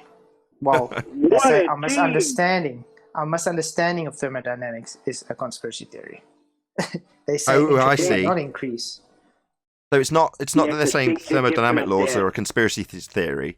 It's a you don't understand ad hom. Oh, how quaint. Wait, they gotta be famous. They've debunked natural law. No, Neil. I think the subtlety is being lost in translation. They're saying we don't understand the natural law. The misunderstanding of the natural law is the conspiracy here. Exactly. Wow. How quaint. Yeah, we don't need you to understand, Becky, that number one, natural law isn't science. Now, if you were under the apprehension that it was, let us be the first to correct you. Maybe it was Simon Dan that pointed it out to you. You two seem to have a Coriolis virus all of your own, gathering around in groups, passing along this Coriolis virus to each other. It could be very dangerous. We already know Becky's well and truly infected. She wouldn't expect to see any effects of Earth turn, right? Even though there's claimed to be a very real effect asserted by Neil deGrasse Tyson that there's 15 degrees an hour turn of the Earth underneath the football when it left the ground. But Becky thinks there's nothing to see here. Right? Coriolis virus infection. Simon Dan, no different. You and your reference frame's ruined. Again, flying in the face of Neil deGrasse Tyson. These infected, low-level ballers are flying in the face of the priesthood. Virus is getting worse. Go on. Is their rhetoric not actually violating natural law? They are claiming that gravity holds gas pressure down. So in other words, they are claiming that gravity overcomes entropy. And that alone, we know how much humiliation that would be in the scientific world. Well, let's just hope they throw a few eggs in Thunderfoot's basket as well. And we can laugh at all of them together. One happy idiot family that think gas go down, go boom, boom like bouncy balls in a fish tank because they have a reification of a force that's not a force. But you can think of it as a force. You can do all those things and we can laugh at you. Meanwhile, entropy definitely takes place. High pressure will always flow to low pressure. Hot will always flow to cold. Entropy is real.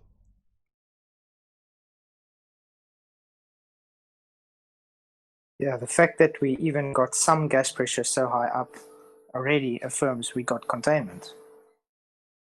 Can't have gas pressure It's without a not real container. if you're a pseudoscientist.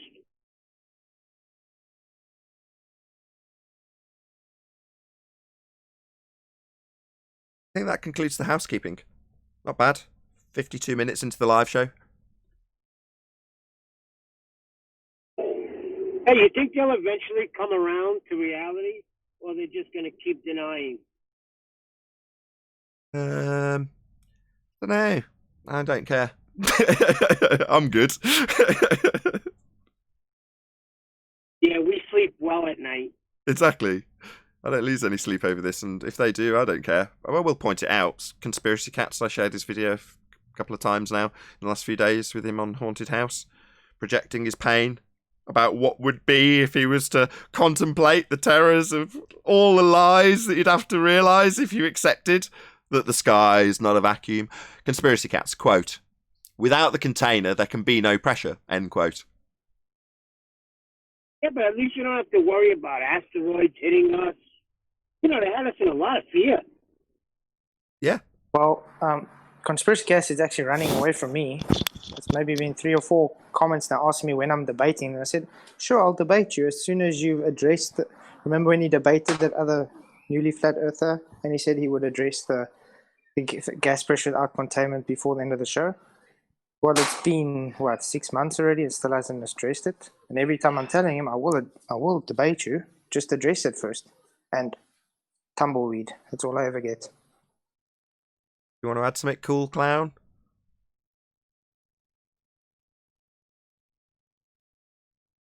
Cool clown. Can you hear us? Oh, hi, I can speak. Okay. Hey. Hello. I wasn't expecting to be able to talk. That's okay. I just wanted to ask if you're religious, Nathan. That was it. I know, what do you mean by religious? Like, Christian? No, I wouldn't call myself a Christian. Ah, okay. Just curious. Thought I did the fancy one. Globe or flat? Pretty sure I made myself pretty clear last week. I don't know. I don't remember what was happening yesterday, mate. Oh, yeah. Globe, for sure. For sure. What about the question currently on the table, then? How could the sky be a vacuum? The gas we're breathing would all fill it. I can't hear you very well. Hang on. How could the sky be a vacuum? They say in the globe that you say for sure. How can they have a sky vacuum? Because the gas we're breathing would fill it. Well, can we agree, for starters, that that particles have a weight? No, they don't. No, we can't. Gas doesn't Can you have stop weight. breathing in the mic? Who you, Darth Vader? Look who's talking, Neil. Back of the room, microphone, Neil. Okay, well, let's just ask you. Okay, I'm in a red guys, I'm in a Arwin, green Neil, suit. bloody What do you think hellfire. of Darth Hello, Vader? Neil and Arwin. Thank you. How do you weigh a gas? That's a good point. Couldn't tell you that one. Put it in a container. So we're going to need a container then. Yeah, I guess if you're weighing it. Yeah, we'd agree. Without the container, there can be no pressure or weight. I'm just saying, because if particles have weight, then They must have a oxygen has container. weight, So they must have a container then. and then oxygen. So they must have a container then. My question is, how can we have a sky vacuum, right? Because the gas would fill it. And you said, would you agree gas has got weight? And I said, well, how do you weigh it? And you've said it'd need a container. So, okay, we agree. Okay, fine. You can weigh a gas in a container. So we're going to need a container then. Yep. But it's asserted that the gas pressure we're breathing doesn't have that. So this has already failed on its arse. I don't need you to waffle on. We just need you to say, all right, yeah, container needed then. Well, how is the sky a vacuum? Well, vacuums don't suck. It's pressure difference. Pardon? Vacuums don't suck. It's not like Nobody said they did. They don't suck. Well, I didn't say they did. I said the gas pressure would fill the availability of space. It would fill the space. I didn't say vacuums suck. You need a little straw man to burn. Stop straw manning. Sorry, are you trying to assert a concept of gravity can overcome entropy? No, he's just not answering any questions and constantly moving on like a complete ball tart. That's what he's doing. And I think he's high as fuck too. And no swearing. God, we did so well. God, I could kill you. Now it's just going to have quack. I'm just chilling in bed. That's why I sound high. Okay, whatever. With that, I'm going to say, if you are watching this on either Nathan Oakley 1980 or Nathan Oakley Premiering Stream, oh, there's been a super chat just come in. Shout out to Retro Bill, who says, quick shout out to the panel. Thank you very much for the super chat, Retro Bill. Really do appreciate the support. Thank you very much indeed. If you're watching this on either Nathan Oakley 1980 or Nathan Oakley Premiering Streams, then stay tuned, as there will be an after show to follow. Unfortunately, if you are watching this live, this is where we bid you farewell. A huge, massive, enormous thank you to both Google and Discord panels for making today's live show possible. I've been Nathan Oakley. Once again, stay tuned if you're watching on a premiering stream, and I'll see you all in the next video.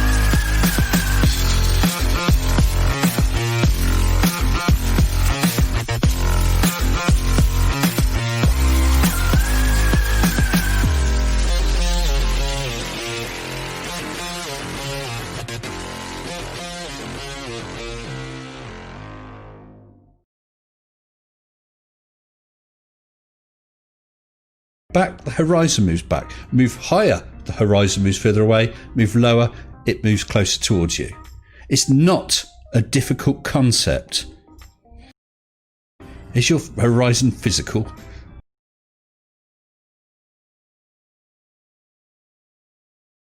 Is your horizon physical? He's asking you that? Well, he thinks I did Does demonstrations. does that guy even know where he is? Like, That's is he all so right? backwards. What's wrong with that guy? He just stopped after his first venture out here with, at best, you debunked the radius. Yeah. Welcome to Flat Earth, guy. What are you doing now? Salvaging this radius that was debunked? I don't get it. Don't worry. Don't worry. He says relative density doesn't exist either. Well, it's simple, Chocolate. Now they just have to measure the radius again to make sure what it is. Oh wait, they never measured it in the first place? Oh wait. Oh, so They so just it would be have easy to measure the radius. replicate then.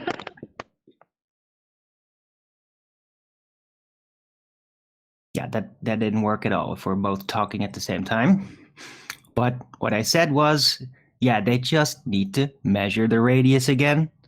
Oh wait, they never did it the first time, did they? Oh wait, well, they just need to measure the radius.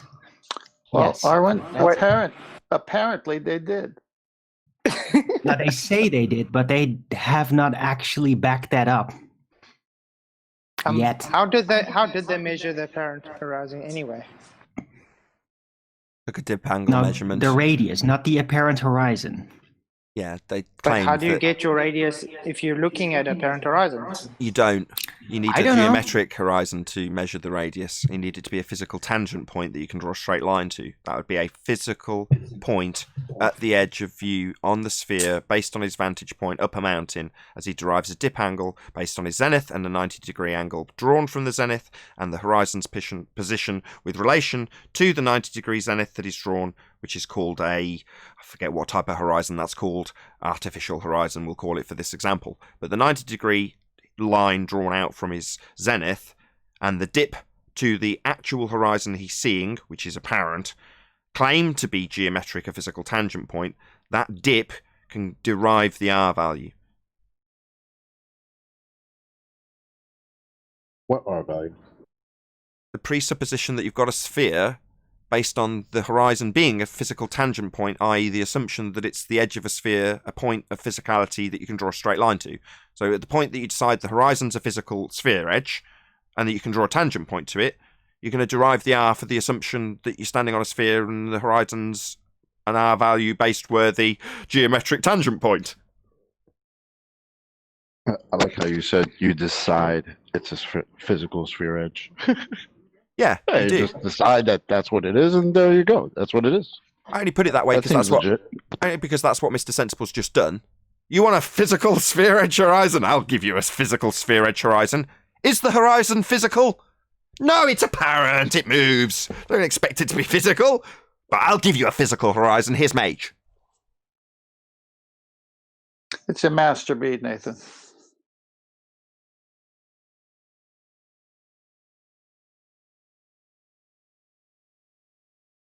Perfect.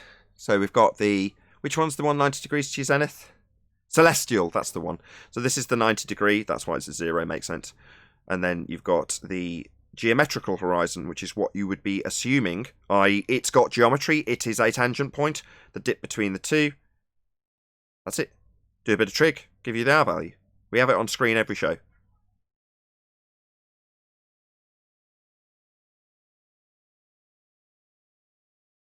Thank you, 10th. No problem. It's so beautiful how the stars move and not us.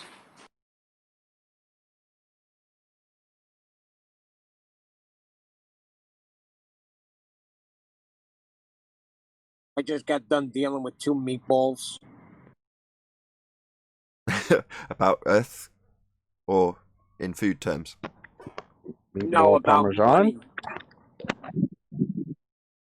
Nathan, can I move you to the other room, please? I move to the other room, yeah? Okay. Well, meatballs are very saucy with all the spaghetti, and so everything will get confusing. It depends on where you are. You're upstate New York and you get spaghetti and meatballs, you're going to get tomato sauce and noodles. But if you're in Brooklyn, in one of those areas, you're going to get a nice marinara sauce with real pasta.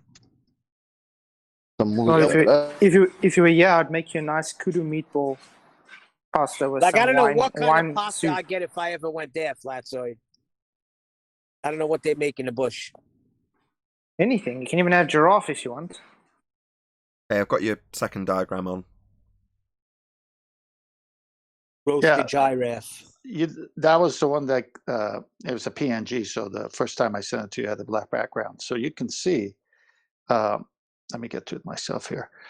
You can see how this one, they have different labels. This one, they have sensible horizon, whereas the one before, you don't, the sensible horizon is at the top. It's celestial in the other one, but yeah. Yeah, so they've got the celestial spheres, the bigger circle, and all the stars are attached to that. And then the circle in the middle is their presupposed globe Earth. And it's all Muppet vision. And look at all these different horizons. We only have one horizon. It's such nonsense. Yeah, we only have one horizon. The horizon in the Earth curve mathematics is geometric and physical. Before the Black Swan debunked it.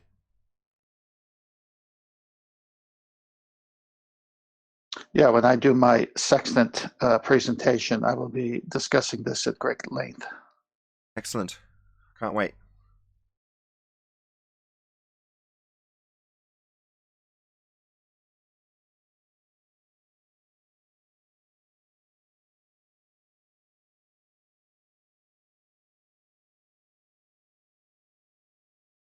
At least we had a couple of Globers brave enough to chat on the show today.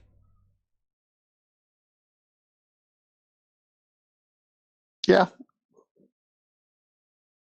I just wish the trench level Globers won't be the ones showing up. Like, you know, it would be nice to actually see the ones that think they know the argument to show up. The one guy sounded like he was talking from a pub. The mountain lion claw guy. Maybe he was. I don't care. As long as we can make out what he's saying. It would be nice if Brian can show up. What a brilliant debate. I missed it. I can't believe I missed it. Here, B-Sphere on the Quantum Eraser YouTube channel for Witsit Gets It versus Brian's Logic in the discussion about relative density versus a downward vector. So what was the format? Did he just have them two on, or was it on Formal Globebusters? debate. Proper formal debate. No, but I'm saying you didn't have a panel or anything, just them two? Just them two. Oh, okay. I have to say, John did a very good job moderating. Yeah, the hardest bit for him would be, you know, when he's listening to some... I'm not picking on Witsit, I'm just giving an example that's come to mind. When he's like, we're observing the natural phenomena of a BB falling through the... You know where I'm going. I think on Arwin's show today, saying, well, why didn't QE be the judge? I think was the words Arwin used. It's like, well, because he's the moderator. And, you know, that takes them to not step in and go, hang on, what are you saying? It's the fun, because then you're just stepping into the debater's shoes, and it'd be demeaning to Brian. Okay. Well, that's my misunderstanding then. I just thought that the whole thing became kind of, convoluted because there was no judge to step in and basically point out, okay, this is just you. You literally now contradicted yourself. You know who's the judge? You are. Yeah, the watcher. The viewers. Exactly. Yeah, and how many do you think out there are actually going to be able to properly judge what just happened? That's not the point. Because it's only very you. It's only freaking relevant to complicated. you, Arwin. You be the judge of it, and you, the audience listening to this, go to the debate, listen to it, and decide for yourself who had the better argument. That's the point of a formal debate.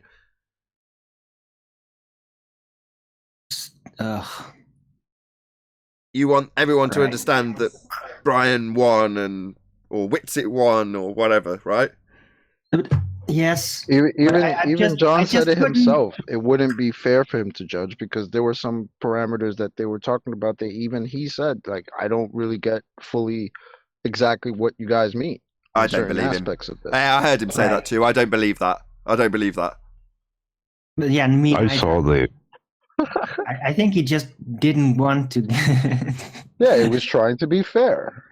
That's more Whether you believe that statement or not, he was trying to be fair to both of them. QE was copping out. He didn't want to get in the middle. It's just not QE. Like, who is this guy? He was the moderator. That's not He's QE. moderator QE. Yeah, it's weird. Not weird. It's like a robot with QE's voice. A moderator can't take the side of one of the debaters. Like, that would it. But then how does that work every time? He wouldn't have to. He would just have to point out when somebody's wrong.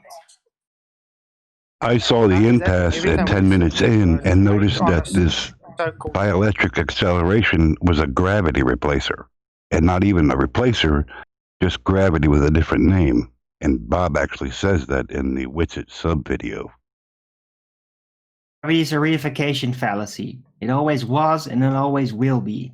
Yeah. Well, you've summarised it better than 10th Man and I did, because we both attributed it to the same argument as Thunderfoot makes.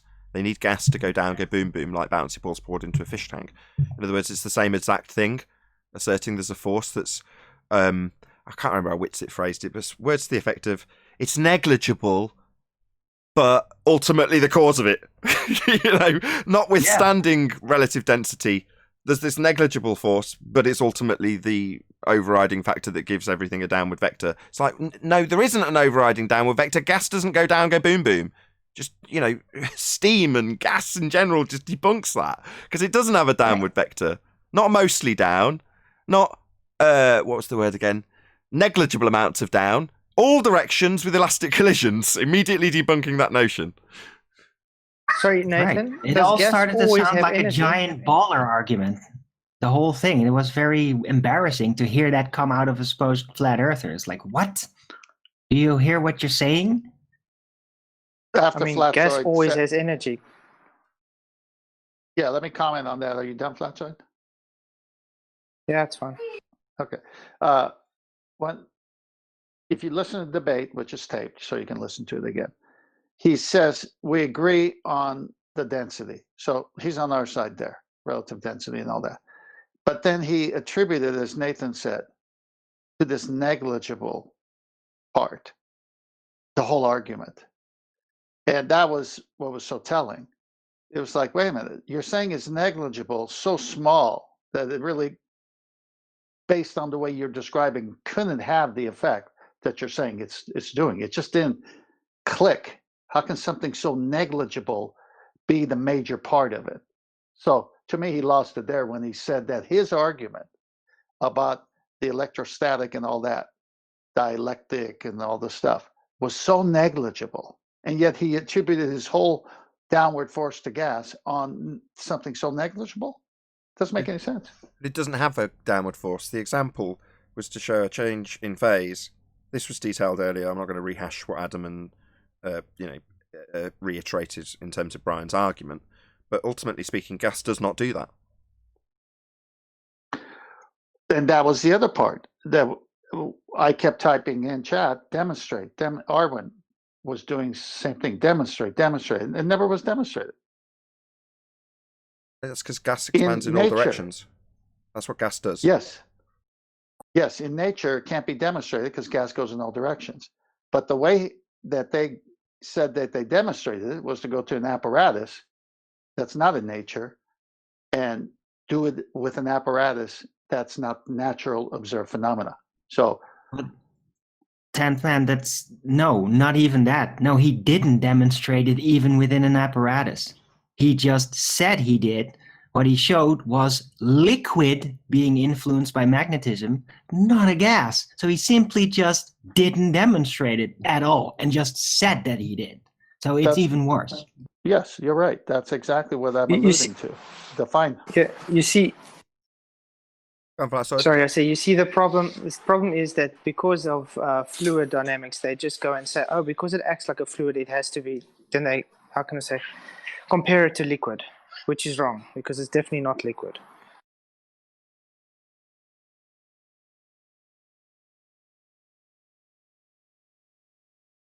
Anyway, still an excellent discussion, and people have got to move forward, and there's going to be people who are right and there's going to be people who are wrong, but the fact that it's being discussed means that there's a chance this subject can move forward. People's understanding can be enhanced. Well, that's wonderful, as far as I'm concerned. No matter who's right or wrong.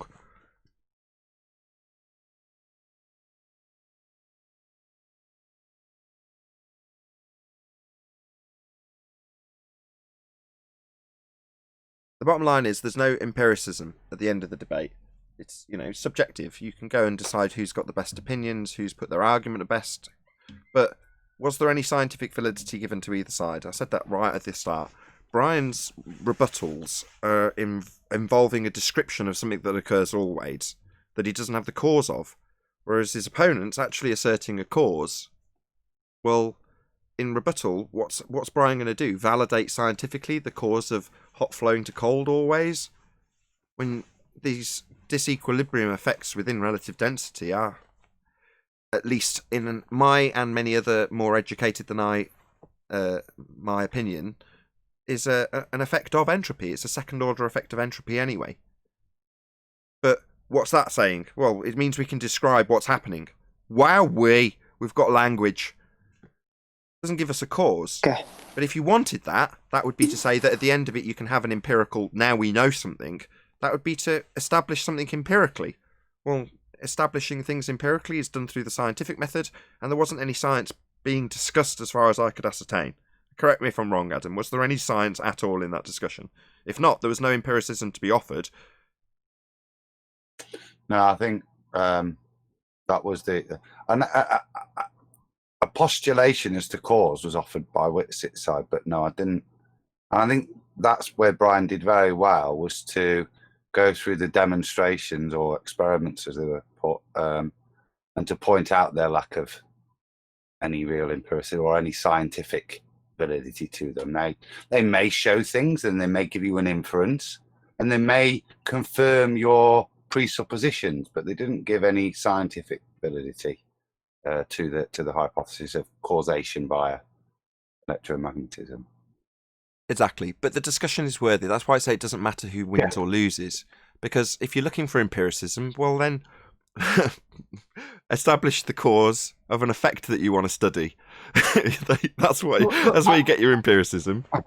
I thought it was brilliant. Look at the conversations it's leading to. Look, we're having. You know what I mean? It'll allow that debate to develop. It's got a long way to go, and I think critiques for both sides will come. But unless we have discussions like that, where we do get to some of the bare bones of each side's principles, then we're not going to progress. And whatever that, it doesn't matter what the progression is, as you say. It doesn't matter which side ends up being correct or both sides wrong or whatever. Or as it kind of was like last night, it wasn't that much disagreement. Whitsit was kind of not negating density and buoyancy. He was, like I say, postulating a causation for the natural law that we were happy just to sit with. But indeed, and the law is, you can classify it as a phenomenon, right? So you could move forward and validate it scientifically. There's no reason why it couldn't become scientifically valid and empirical, as opposed to just a description of something that happens always. You know, you could establish the cause, potentially. I'm not suggesting that people will. I think the cause of entropy will forever elude us. I don't know if you agree, Adam. Do you think we'll ever establish the cause of why high pressure goes to a low pressure always, or hot always goes to cold? Will we ever establish why that happens, the cause? No, and I think no is the simple answer, and I think that relates to what Whitsit and Bob are all looking at. They may show, and this goes to the fundamentals of what they're investigating. To me, you may well show, a bit like with Zach with the Van de Graaff generator, where he affects the orientation of the paper. You may well show that you can do these things and they have these effects.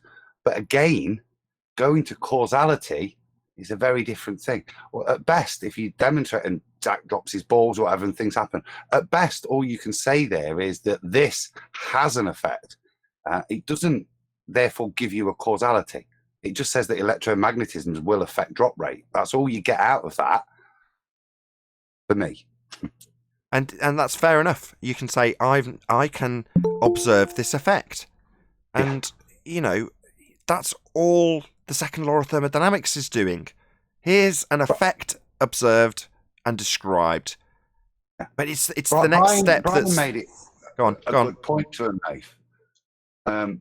It was because they were talking about the piece of paper. And fundamentally, yeah, you could accept that as some, but he was saying, I need to see it done in the real world. Do it with a phone, make a phone levitate and stuff. And that would be the point where you're getting somewhere to investigate further. That what they're getting at the moment is just indications. Do these things, preliminary parts of the process. They're trying to get some abductive reasoning and get some more data for abductive reasoning. But that's the stage, to me, where we're at, where we're looking at these things. We're nowhere near down the science route. We're trying to ascertain some correlations, even, I think, at this stage. But just quick shout out, hey QE, excellent discussion yesterday, or excellent debate, formal debate, I should say, between Witsit and Brian's Logic. You did well as the moderator. Kudos. Yeah, very, very fair. Joined and sloped off immediately. Yeah, Best first damn time. moderator I ever saw. Yeah, two. Maybe I'll get better in the future. Maybe you'll what? Do No, that better. was the best moderation to me. You did exceptionally well. What do you mean, do better? I don't think you could have done better. I didn't think there was anything I could take criticism with your moderation. It was great. I felt a little squirrely in a couple spots. I think I left things go a little bit too long. I should have nipped it in the bud. But I tried my best not to get involved as much as possible, but sometimes it's just hard to do. Yeah, but when it started happening, because I didn't watch it in its entirety, but that only happened once or twice from memory. And because it's a pre-record, by the time it's finished, I just spun through it until I heard you going, well, we're talking in circles now, so I think we're going to move on. And then I just let it play from there on in, so I don't think it matters. Fair enough. Anyone else want to compliment QE on his show? Go and watch it if you haven't, if you're watching this. Quantum Eraser YouTube channel, Witsit Gets It versus Brian's Logic.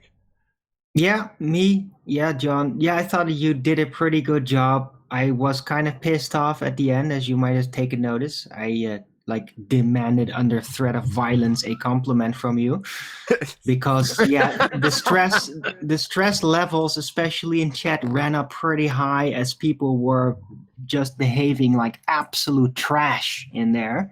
And I was kind of disappointed that you didn't keep an eye on that part. But yeah, as for the debate itself, you were doing too well. You were being too neutral. It was kind of like, I didn't like that. I don't like this unbiased John. Too neutral? How can you be too neutral? That's an oxymoron. It's unnatural. So Owen, you want him to be like the ballers when you go on their so-called neutral platform? No, that's not what I said. I'm just saying it feels unnatural to see John like that. That's all. But I thought that he did a pretty good job. And yeah, it is an interesting thing. What was going down? And we'll see what else comes up. I'm gonna have to Well, check I'm sure- this out. Who's this John? Quantum Eraser. Quantum Eraser. Well, I'm sure he was biting his teeth quite a bit not to say anything.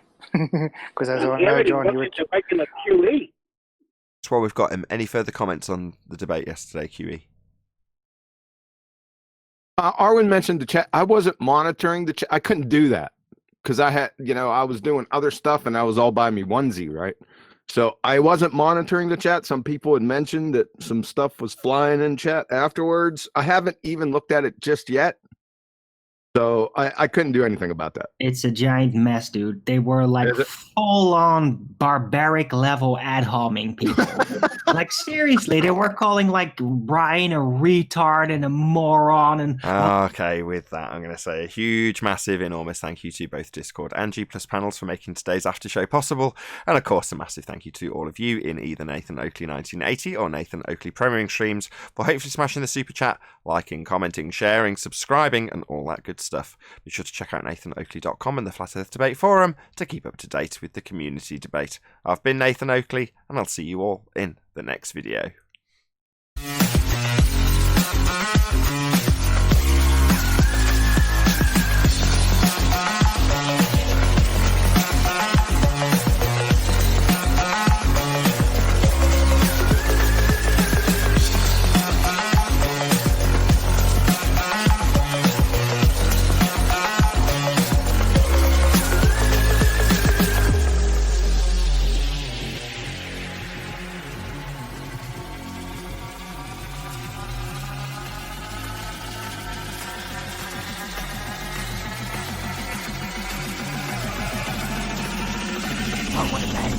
What a lovely day!